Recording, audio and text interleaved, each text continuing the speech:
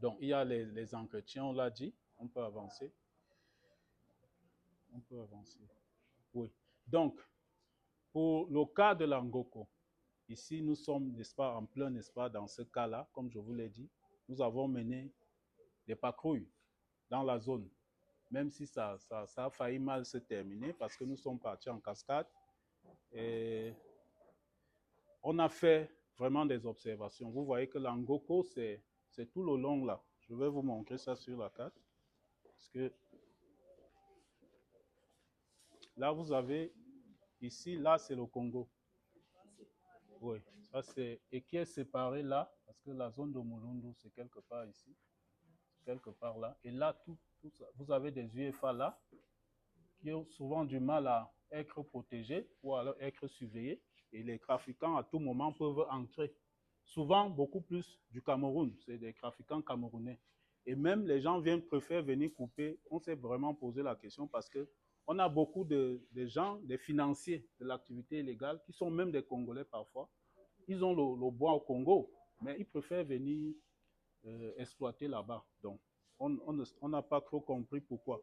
Donc, ce qui se passe, c'est que le bois est coupé tout au long du cours d'eau. Et il faut éviter d'aller loin parce que le débordement, ça peut coûter cher. Donc, c'est facile. Une fois que le bois est coupé, il superpose ça sur le cours d'eau. Ce n'est pas en bille. À la tronçonneuse, on découpe, on superpose ça sur les cours d'eau.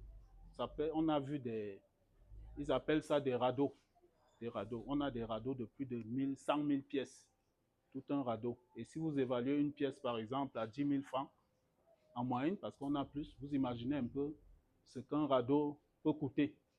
Donc, vous avez des radeaux qui peuvent aller à 50 millions. Donc, vous imaginez que c'est vraiment des butins de guerre que ces hommes-là essayaient de constituer.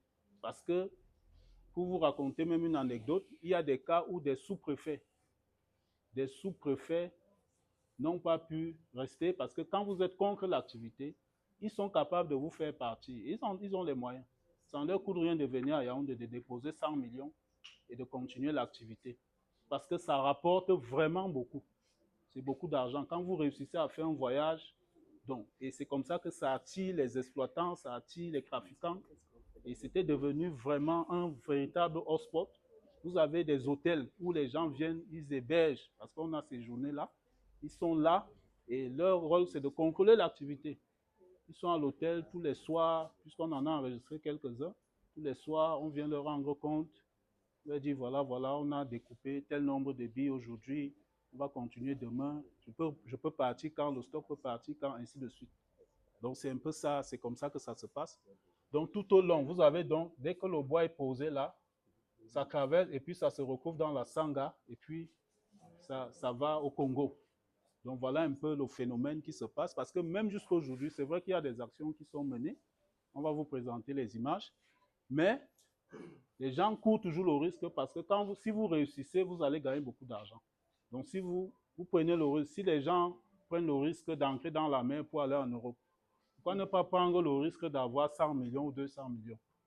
Donc, vous comprenez que ça peut attirer quand on a un esprit un peu vicieux. Donc, les observations qu'on a fait, c'est qu'on avait 60% d'indices d'exploitation illégale qui ont été observés dans les UFA.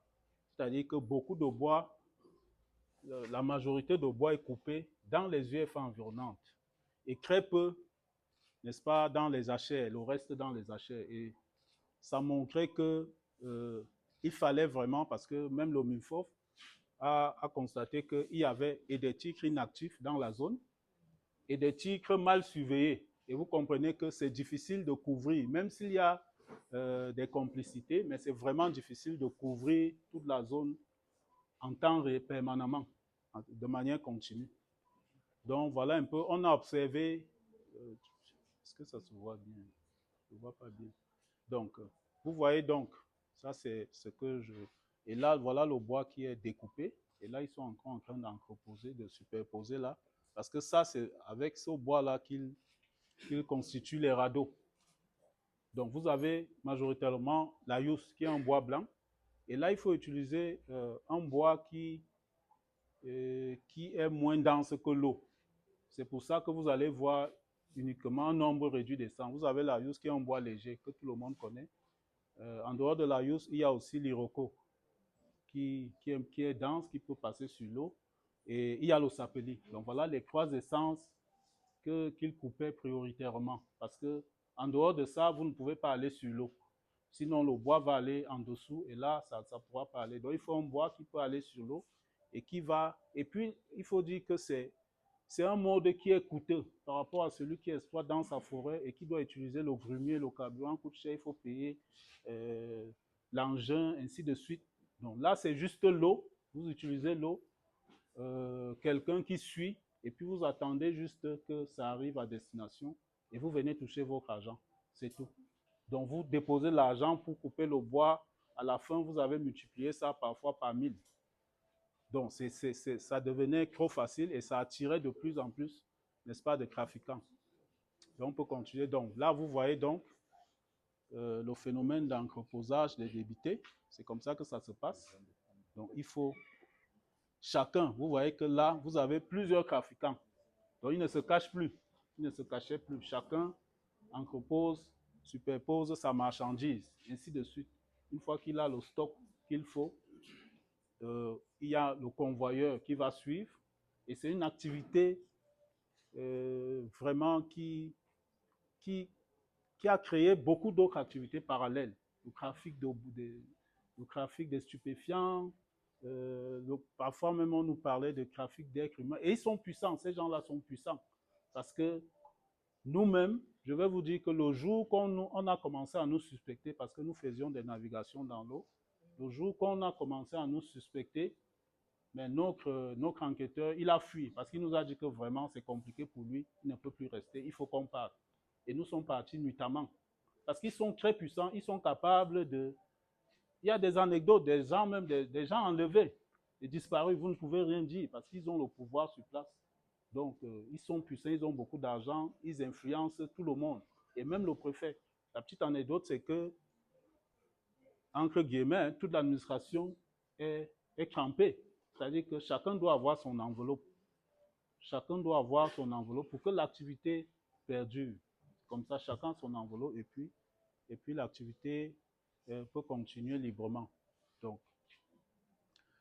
Donc, je le disais, donc, en termes de quantité prélevée, n'est-ce pas, nous avons identifié sur la courte période, c'était environ, environ 2 semaines, nous avons identifié à peu près 40 radeaux, n'est-ce pas, en moyenne de 26 colis chacun.